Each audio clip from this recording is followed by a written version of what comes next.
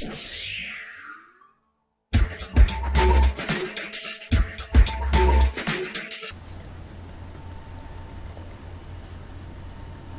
are given a differential equation and two boundary conditions, and we are asked what is the solution of this differential equation. Okay, first we will write the equation in symbolic form, then we will find out the auxiliary equation. On the third step we will find out the roots of auxiliary equation. Then on the fourth step we will find out what is the complementary function. On the fifth step we will find out what is the particular integral. Then we will apply the boundary condition and obtain the final solution. So this is the procedure we are going to follow. Let's start from 1. The symbolic form. We have k square into d square y equal to y minus y2. Now we will move k square to the other side. That will be y by k square minus y2 by k square. Here y2 is constant. y2 and k are constants. Okay. From this we can t square y will bring this term to the other side, minus y by k square equal to minus y2 by k square. So that will be d square minus 1 by k square into y equal to minus y2 by k square. So from this we can write the auxiliary equation as, auxiliary equation will be m square. Let's say we write in terms of m square minus 1 by k square equal to 0. That is m square minus 1 by k square equal to 0. From this we can find out the values of m square. That will be m square equal to 1 by k square, or m equal to plus or minus 1 by k. From this information we can write the complementary function. We have real roots which are not repeated. So the complementary function, so this is the third step. Fourth step, the complementary function is c1 e power 1 by kx plus c2 e power minus 1 by kx. This is the complementary function for non-repeated real roots. Now we need to find out the particular integral. This is step 5.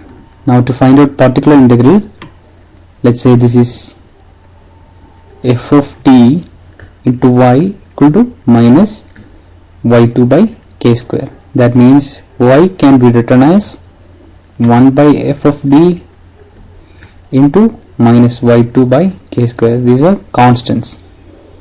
Now this can be solved as, we have 1 by d square minus 1 by k square into minus y2 by k square. Okay, here we have to substitute d equal to 0, because this can be written as into e power 0x. We know the procedure to solve this kind of questions. When we have an exponential term with 0, we have to substitute d equal to 0. If it was e power a, we have to substitute d equal to a. Okay. By using that analogy, we have d square will go to 0, this term will go to 0, this minus 1 by k square and minus 1 by k square will get cancelled, and we get y2. So this is the particular integral. Now we know the total solution is CF plus PI. Now the total solution is complementary function plus particular integral. That is, we have found out the complementary function as C1 e power minus 1 by kx plus C2 e power minus 1 by kx. So this is plus, and particular integral is y2, and this is y. We have found out. Now we need to apply the boundary condition. We have two boundary conditions here. When y equal to y1, x equal to 0, and y equal to y2 when x equal to infinity. First we will apply the first boundary condition. So the boundary condition, y equal to y1 at x equal to 0.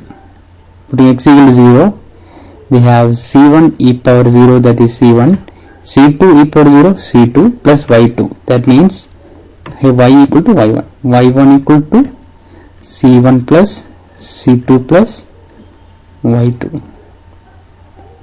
Now the second condition, that means y equal to y2 at x equal to infinity. So at infinity, surely if it needs to be some finite value, this term must be 0, because e power infinity will tend to infinity. So c1 should be 0. So from this we will get z1 equal to 0. That means y2 will be, this is 0, and e power minus infinity will be 0.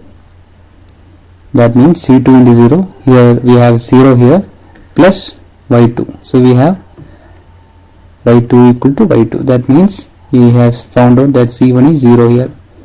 So c2 will be y1 minus y2. Okay. Now from this we can write the equation, substituting z1 as 0 and c2 as y1 minus y2.